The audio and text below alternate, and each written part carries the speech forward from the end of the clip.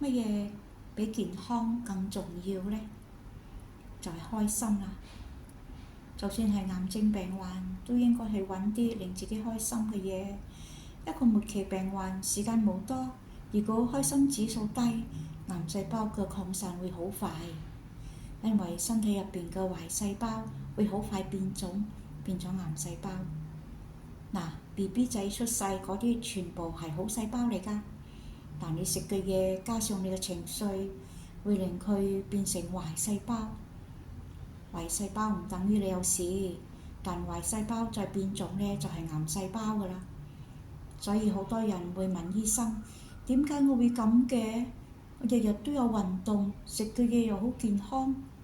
醫生嘅級數冇可能解釋到嘅，佢只係諗用咩藥幫你撳住或做手術嘅啫。其實食錯乜係冇乜關係嘅。點解呢？你漏咗一樣嘢唔記得咗。有啲人明明冇得醫㗎，但卻長命咗好多年。有啲仲未死嘅添。佢做咗咩呢？就係佢每日都同人講佢嘅心事，仲有佢寫日記。因為有啲事情佢覺得好感恩，咩都收埋唔講嘅，就容易抑鬱㗎啦。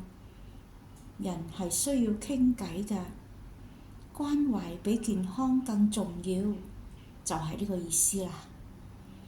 好多夫妻關係幾十年係冇嘢講，冇交流㗎。